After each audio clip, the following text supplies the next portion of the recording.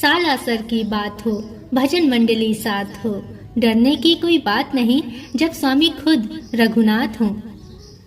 राधे राधे दोस्तों, भारतीय वंदनी चैनल में आपका स्वागत है। दोस्तों, हम सभी तो जानते ही हैं कि हमारे कृष्ण कन्हैया यानी कि हमारे रघुनाथ को लीलाएं करना कितना भाता है और वे अपने भक्तों के साथ समय समय पर लीलाएं करके उन्हें भाव विभोर कर जाते हैं। दोस्तों, आज मैं आपको एक ऐसी कहानी सुनाने जा रही हूँ जिसमें भगवान रघुनाथ अपने भक्त के लिए अदालत तक पहुँच जाते हैं। यह कहानी दक्षिण भारत की एक सच्ची घटना है, अतः आपसे निवेदन है कि कहानी को पूरा सुनिएगा, बीच में ही मत छोड़िएगा। इस कहानी को सुनने के बाद आप भी भक्ति रस में डूब जाएंगे। तो दोस्तों, अगर आप भी बांके बिहारी और राधा रानी के भक्त हैं तो चैनल को सब्सक्राइब जरूर करें और बगल में बनी हुई घंटी को जरूर दबा दें ताकि आपको ऐसी पवित्र कथाएं सबसे पहले सुनने को मिलती रहें और कमेंट में राधे राधे जरूर लिखें। तो चलिए बांके बिहारी के दर्शन करते हुए कहानी को शुरू करते हैं। ये कहानी शुरू होती है वृंदावन से। वृंदावन की गलियां वैसे तो अनेकों भक्त और पुजारियों से भरी रहती हैं और सभी राधे कृष्णा का जाप करते रहते हैं। लेकिन वृंदावन गए एक भक्त ने वहाँ एक विचित्र बात देखी। वहाँ एक संत थे और सब उन्हें जज साहब कहकर पुकार रहे थे। तब उस भक्त ने वहाँ के एक महात्मा से पूछा कि हे महात्मन, ये सब इन्हें जज साहब कहकर क्यों बुला रहे हैं? तब वह महात्मन उस भक्त को बताते हैं कि ये संत जी एक जिले के लोक अदालत में जज ही थे और लोगों का न्याय करते थे। उसी जिले में एक गांव में भगवान दास नाम का एक भक्त रहता था। वो भगवान रघुनाथ का अनन्य भक्त था। वह सोते जागते बस रघुनाथ जी के ही रंग में रंगा रहता था। वो सदा ही अपना पूरा समय भगवान रघुनाथ की सेवा और पूजा में बिताता था। उसको दुनियादारी की कोई फर्क नहीं था और ना ही कोई चिंता थी। उसके लिए तो सब कुछ भगवान रघुनाथ ही थे। उससे जब भी कोई कुछ पूछता तो वो सीधा सीधा कह देता, रघुनाथ ही जाने। उसके सारे जवाबों में सिर्फ रघुनाथ का ही जिक्र होता था। वो इतना भोला स्वभाव का था कि वहाँ लोग उसे भोला नाम से भी जानते थे। भगवान दास की एक पुत्री भी थी जिसकी उम्र अब विवाह की हो गई थी। भगवान दास की पत्नी को अपनी पुत्री की शादी की बेहद चिंता होती थी क्योंकि भगवान दास तो अपना पूरा समय भगवान रघुनाथ के चरणों और मुख को निहारने में गुजार देते थे। वे उनकी मंदिर की सफाई करते, उन्हें नहलाते धुलाते, रघुनाथ को वस्त्र पहनाते और उसी में अपना सारा समय व्यतीत करते थे। भगवान दास की पत्नी हमेशा भगवान दास से कहती थी कि स्वामी, पुत्री के लिए उपयुक्त वर की तलाश करिए। पुत्री की उम्र शादी की हो गई है।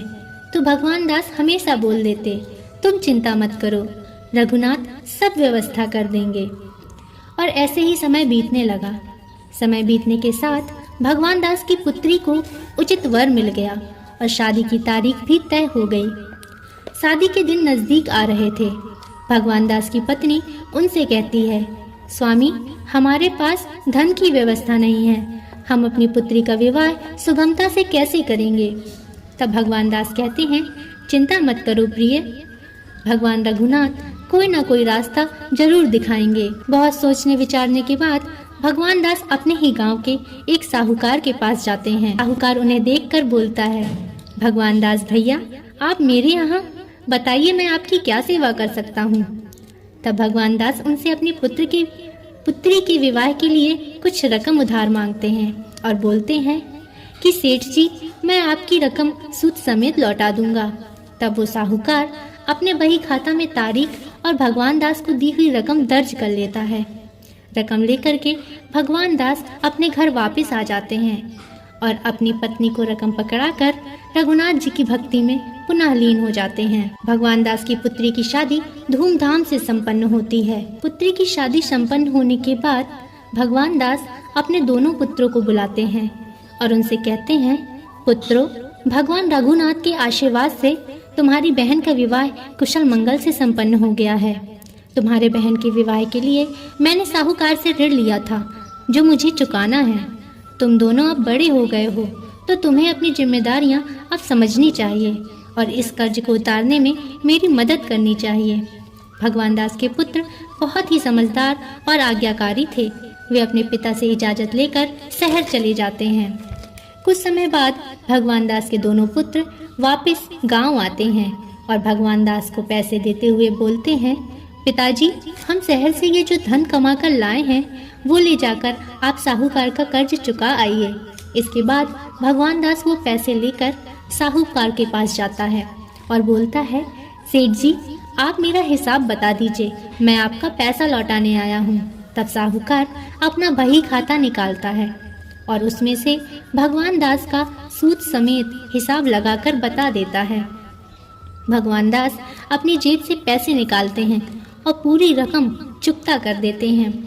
फिर साहूकार अपने बही खाता पर चुकता लिखता है और फिर साहूकार को एक पर्ची काटता है और उसमें लिखता है कि इस तारीख को भगवान दास जी ने इतना मूलधन और इतना ब्याज की रकम पूर्णतः चुकता कर दी है। अब मेरा भगवान दास पर कोई पैसा बकाया नहीं है। और वो पर्ची भगवान दास की ओर बढ़ाते हुए सेठ बोलता है कि लो भैया, अपनी पर्ची और इसे पढ़ लो। तब भगवान दास कहते हैं, अरे सेठ जी, मैं कहाँ पढ़ पाता हूँ और मुझे आप पे पूरा विश्वास है। आपने जो लिखा होगा सही ही लिखा होगा। आगे सब रघुनाथ तो देखने वाले हैं ही। फिर भगवान दास सेठ जी के द्वारा दी हुई पर्ची को लेकर लौट आते हैं। रास्ते में रघुनाथ जी का मंदिर पड़ता है। वहाँ जाकर भगवान दास रघुनाथ जी के चरणों में वो पर्ची रख देता है और उनकी भक्ति में मग्न हो जाता है। कुछ दिन बीत जाते हैं। अब वह साहूकार भगवान दास के घर में अपना एक आदमी भेजता है और वह आदमी भगवान दास के घर जाकर कहता है कि भगवान दास जी, आपने सेठ जी से जो रकम ली थी वह अभी तक वापस नहीं करी है। मैं आपसे निवेदन करता हूँ कि आप साहूकार द्वारा दी गई राशि को जल्द ही लौटा दीजिए। इस पर भगवान दास के पुत्र और पत्नी भगवान दास को बुलाते हैं और भगवान दास के पुत्र उससे पूछते हैं कि पिताजी, हमने जो आपको रकम दी थी, क्या आपने उससे साहूकार का कर्ज नहीं चुकवाया? क्योंकि साहूकार ने तगादा करने के लिए अपना आदमी भेजा है। तब भगवान दास साहूकार के पास जाते हैं और उससे कहते हैं, सेठ जी, मैंने आपकी राशि सूद समेत आपको वापस कर दी थी, क्या आपको याद नहीं? तब साहूकार झूठ बोल जाता है और कहता है, भगवान दास, तुमने यह राशि किसी और को दी होगी, तुम्हें भूल गया होगा। तुमने मुझे आज तक मेरा धन वापस नहीं किया। मैं कुछ नहीं जानता, मुझे मेरा धन वापस चाहिए। दरअसल जब साहूकार ने भगवान दास के नाम की चुकता पर्ची काटी थी और उसे यह पता चलता है कि भगवान दास पढ़ना लिखना नहीं जानते हैं, तो साहूकार का ईमान डोल जाता है और वह चुकता पर्ची अपने बही खाता में ही रख लेता है और भगवान दास को एक दूसरी पर्ची पर कुछ उल्टा पुल्टा लिख करके उन्हें दे देता है और वही पर्ची लेकर के भगवान दास भगवान रघुनाथ के मंदिर में आ जाते हैं। यहाँ जब भगवान दास साहूकार से अपने चुकता की हुई रकम की बात कहते हैं तो साहूकार उनकी एक नहीं मानता। तब भगवान दास उससे साहूकार से कहते हैं कि देखो भाई, मैंने तो तुम्हारा धन तुम्हें लौटा दिया है, रघुनाथ जी जानते हैं, और अब मैं तुमको एक पूंजी भी नहीं दे सकता। इतना कह करके भगवान दास वहाँ से वापस आ जाते हैं। अगले ही दिन वह साहूकार जा करके अदालत में भगवान दास के विरुद्ध केस कर देता है। अदालत से भगवान दास के घर सम्मन आता है जिसमें लिखा होता है कि भगवान दास को इस तारीख को अदालत में उपस्थित होना है और यह कारण बताना है कि उसने अभी तक साहूकार की रकम उसे क्यों नहीं लौटाई है। कुछ ही दिनों में अदालत में सुनवाई की दिनांक आ जाती है। यहाँ से भगवान दास अदालत में उपस्थित होने के लिए जाता है। अब अदालत में जज साहब के सामने भगवान दास कटघरे में खड़े होते हैं। तब जज साहब भगवान दास से पूछते हैं, क्यों भगवान दास, तुमने साहूकार की रकम उसे वापस क्यों नहीं करी है? तब भगवान दास बताता है कि जज साहब, मैंने साहूकार की रकम सूद समेत उसे वापस कर दी है, परंतु साहूकार पता नहीं क्यों अपनी बात से मुकर रहा है। तब साहूकार बीच में बोलता है, नहीं नहीं जज साहब, इसने मुझे आज तक एक पूंजी भी नहीं लौटाई। इस पर जज साहब कहते हैं, ऑर्डर ऑर्डर, कृपया करके आप बीच में मत बोलिए, आपको आपका पक्ष रखने की अनुमति दी जाएगी। यह सुनकर साहूकार चुपचाप खड़ा हो जाता है। इसके बाद भगवान दास जज साहब को सारी बात कह सुनाते हैं, बताते हैं कि किस प्रकार उनकी पुत्री के विवाह के बाद उनके दोनों बेटे शहर कमाने गए थे और वहां से अपनी मेहनत से धनराशि कमा कर लाए थे, जिससे उन्होंने साहूकार का कर्ज चुकाया था। इतना सब बताते बताते वे भगवान दास रोने लग जाते हैं। तब जज साहब उनसे कहते हैं, रो मत, अच्छा ये बताओ कि जब तुमने साहूकार को पैसे दिए थे तब तुम्हारे और साहूकार के अलावा क्या कोई और वहाँ उपस्थित था? तब भगवान दास कहते हैं, जी हाँ जज साहब, मेरे और साहूकार के अलावा रघुनाथ जी वहाँ उपस्थित थे। भगवान दास की बात मानते हुए जज साहब रघुनाथ के नाम का एक सम्मन निकालते हैं और अपने सिपाही के हाथ से वह सम्मन रघुनाथ के घर भेजते हैं और उस दिन की कार्यवाही वहीं समाप्त होती है। रघुनाथ जी के नाम का सम्मन लेकर के अदालत का एक सिपाही गांव आता है। वह गांव में सभी जगह रघुनाथ जी का घर ढूंढता है, परंतु उसे कहीं भी किसी भी रघुनाथ नाम के व्यक्ति का घर नहीं मिलता है। सुबह से शाम हो जाती है, वह गांव में कोने कोने में घूमे आता है, पर उसे रघुनाथ जी का घर नहीं मिलता है। अंततः वह गांव के बाहर की ओर जा ही रहा होता है कि वहां उसे कुछ बच्चे खेलते हुए दिखाई देते हैं। वह उन बच्चों से पूछता है कि बच्चों, क्या तुम रघुनाथ जी का घर जानते हो? तब बच्चे कहते हैं, जी हाँ, और वे बच्चे मंदिर की ओर इशारा करने लगते हैं। वह सिपाही सोचता है कि शायद रघुनाथ मंदिर में रहता होगा। ऐसा सोचकर वह सिपाही मंदिर के द्वार पर पहुंच जाता है और वहां उसे पुजारी मिलता है। वह सिपाही पुजारी से कहता है, क्या रघुनाथ जी का घर यही है? तो पुजारी जी कहते हैं, जी हाँ सरकार, रघुनाथ जी का घर यही है। तब सिपाही उन पुजारी से पूछता है, आप कौन हैं? तो पुजारी बताता है कि मैं रघुनाथ जी का सेवक हूँ। तब वह सिपाही पुजारी जी को वह चिट्ठी पकड़ाता है और वहाँ से जल्दबाजी में निकल जाता है। तब पुजारी जी सोचते हैं कि पता नहीं भगवान के लिए यह क्या लेकर आया है। फिर वह सोचते हैं कि भगवान के लिए कभी चढ़ावा, कभी वस्त्र, जो कुछ भी आता है भगवान सब स्वीकार करते हैं, तो इस आदमी के द्वारा लाई गई ये चिट्ठी भी स्वीकार करेंगे। पुजारी जी वह पत्र भगवान के चरणों में रख देते हैं और कहते हैं, भगवान आपके लिए यह पत्र आया है, कृपया इसे स्वीकार करिए। इसके बाद पुजारी जी वह पत्र खोल कर देखते हैं और उस पत्र की बात पढ़कर वे सारा किस्सा समझ जाते हैं। वे भगवान से प्रार्थना करते हैं कि हे भगवान, इस भोले की भक्ति का मान रखिएगा। इसने आप पर भरोसा किया है, क्योंकि आपके अलावा इसका कोई नहीं है, तो आप अदालत अवश्य जाइएगा। यहाँ भगवान दास भगवान रघुनाथ की भक्ति में आकर लीन हो जाता है और उनके सामने रोता है कि भगवान, साहूकार मुझे बेईमान ठहराना चाहता है। जल्द ही अदालत की दूसरी तारीख का दिन आ जाता है। तब भगवान दास अपना झोला टांग करके भगवान रघुनाथ के मंदिर आते हैं और हाथ जोड़कर प्रार्थना करते हैं और बोलते हैं, भगवान मैं जा रहा हूँ, कल आप अदालत जरूर आइएगा, मैं आपका इंतजार करूँगा। और डबडबाई आंखें लेकर के शहर की ओर निकल जाते हैं। अगला दिन अदालत की तारीख का दिन था। भगवान दास पूरी रात अदालत की चौखट पर ही गुजार देते हैं। अगली सुबह पंडित पुजारी जी रघुनाथ जी को जल्द ही स्नान, तिलक, चंदन कर देते हैं और भोग लगाते हुए कहते हैं, भगवान आज आपको अदालत जाना है, मैंने आपके लिए ये भिन्न भिन्न प्रकार के वस्त्र रख दिए हैं, आपको जो पसंद आए वो पहन लीजिए और भोग लगाकर जल्द ही अदालत पहुंचिए। वहाँ भोला यानी कि भगवान दास आपका इंतजार कर रहा होगा। वहाँ दूसरी ओर अदालत में सुनवाई शुरू होती है। तब जज साहब भगवान दास से कहते हैं, भगवान दास कहाँ हैं आपके रघुनाथ? तब भगवान दास कहते हैं, जज साहब वे तो चारों ओर हैं, वो हर जगह व्याप्त हैं, यहीं कहीं होंगे। तब जज साहब का एक सिपाही आवाज लगाता है, रघुनाथ जी हाजिर हो, रघुनाथ जी हाजिर हो, रघुनाथ जी हाजिर हो। इस प्रकार 3 नारे लगाए जाते हैं। वैसे ही तो सामने से आवाज आती है, जी सरकार मैं यहाँ हूँ। जब सरकार यानी कि जज साहब सामने की ओर देखते हैं तो एक दुबला पतला सा बूढ़ा व्यक्ति आ रहा था, जो माथे पर चंदन लगाए हुए था, फटे पुराने से कपड़े पहने हुए था, एक लाठी लिए हुए था, परंतु उसके चेहरे पर एक अलौकिक तेज था जो आज तक जज साहब ने या वहां उपस्थित किसी और ने कहीं नहीं देखा था।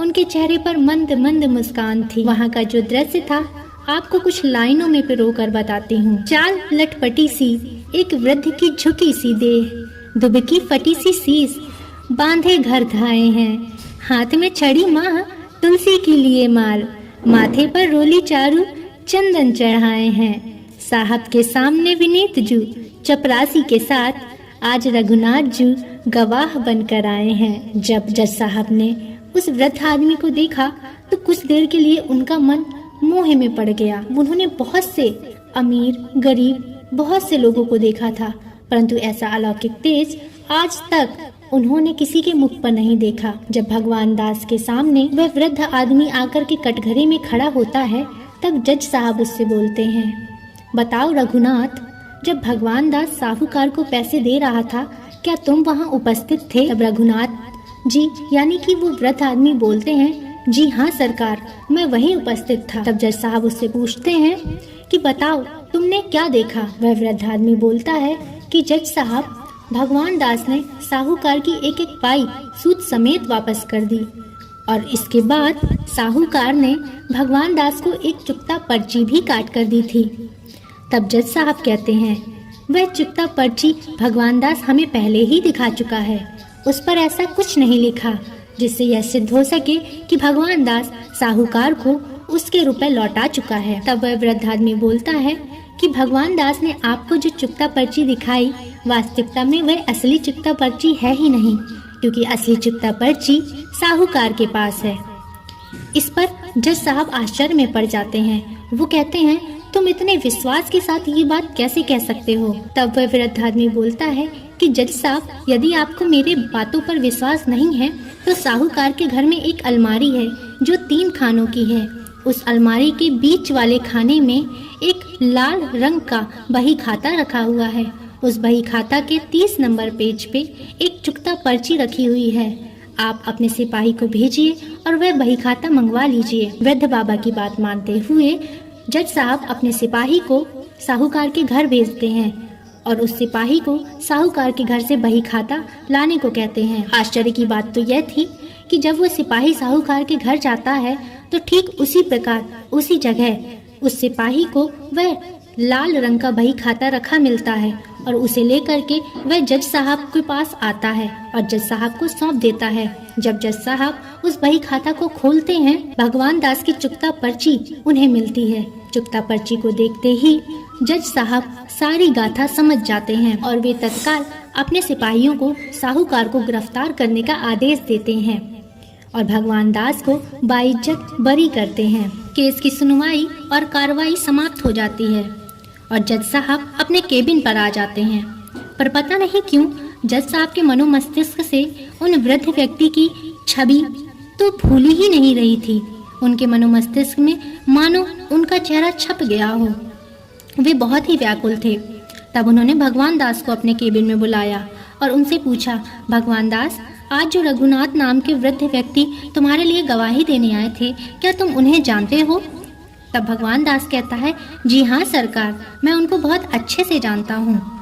तब जज साहब पूछते हैं, वे कहाँ रहते हैं? तब भगवान दास कहते हैं, वे वहीं रहते हैं जहाँ मैं रहता हूँ। तब जज साहब पूछते हैं, तुम कहाँ रहते हो? तब भगवान दास बोलते हैं, साहब, मैं पूरा दिन अपना मंदिर में ही बिताता हूँ। तब जज साहब कहते हैं, तो क्या रघुनाथ जी भी मंदिर में रहते हैं? तब भगवान दास कहते हैं, जी हाँ सरकार, रघुनाथ जी ही मंदिर पर रहते हैं। जज साहब भगवान दास से पूछते हैं, क्या रघुनाथ जी ने मंदिर बनवाए हैं? तब भगवान दास कहते हैं, नहीं सरकार, रघुनाथ जी ने मंदिर नहीं बनवाए, बल्कि जगह जगह पे रघुनाथ जी के ही मंदिर बने हुए हैं। इतना सुन करके जज साहब असमंजस में पड़ जाते हैं। तब वे कहते हैं, भगवान दास, क्या तुम मुझे रघुनाथ जी से एक बार मिला सकते हो? तब भगवान दास जी कहते हैं, जी सरकार, बिल्कुल, उनके द्वार तो सदैव सभी के लिए खुले हैं, आप मेरे साथ कृपया करके चलिए। भगवान दास जज साहब को लेकर के मंदिर जाता है और मंदिर में भगवान रघुनाथ की मूर्ति के सामने ला करके उन्हें खड़ा कर देता है। तब जज साहब पूछते हैं, भगवान दास, कहाँ है रघुनाथ जी, उन्हें बुलाइए। तब भगवान दास जी कहते हैं, जज साहब, सरकार, आपके सामने ही तो हैं, ये रहे मेरे रघुनाथ जी जो आज मेरे लिए गवाही देने आए थे। जज साहब जब अपनी नजरें उठा करके ऊपर देखते हैं तो वे भगवान रघुनाथ की मूर्ति के दर्शन करते हैं। यह सब देखते ही जज साहब को पूरी माया, भगवान की सारी लीला समझ में आ जाती है। यह देखकर उनके आंसू छलक पड़ते हैं। वे घुटने पर बैठकर रोने लगते हैं। तब वहाँ उपस्थित लोग उनसे पूछते हैं, जज साहब आप क्यों रो रहे हैं? यह तो उनका मंदिर है जहाँ पर सबके आंसू पोंछे जाते हैं, और यहाँ आकर के आप आंसू बहा रहे हैं, इसका क्या कारण है? तब जज साहब कहते हैं, मुझसे एक गुनाह हो गया है। इस बात को जज साहब 2 पंक्तियों में जड़ते हैं, जिसे मैं आपको सुनाती हूँ। कुर्सी पर बना जज मैं बैठा रहा, कुर्सी पर बना जज मैं बैठा रहा, जगदीश खड़े मुझे समझाते रहे। उस दिन के बाद से जज साहब कभी कुर्सी पर नहीं बैठे और वे वहीं भगवान के चरणों की सेवा में लग गए और वृंदावन में आकर के बस गए, और सभी लोग उन्हें जज साहब के नाम से पुकारने लगे। तो दोस्तों, ये बात उनके लिए कह रही हूँ जो बोलते हैं कि भगवान मिलते नहीं हैं, पर वास्तविकता तो ये है कि भगवान का मिलना उतना कठिन नहीं है जितना आपका और हमारा सरल होना कठिन है। यदि हम सरल हो जाएंगे तो भगवान हमें अपने आप में ही मिल जाएंगे। दोस्तों, आशा करती हूँ कि आपको मेरी यह कहानी, यह सच्ची घटना पसंद आई होगी। इसमें जो कुछ भी त्रुटियाँ हों मुझे क्षमा करें, और अगर आपको कहानी पसंद आई है तो चैनल को सब्सक्राइब अवश्य करें और बगल में बनी हुई घंटी को अवश्य दबाएं और कमेंट में राधे राधे जरूर लिखें।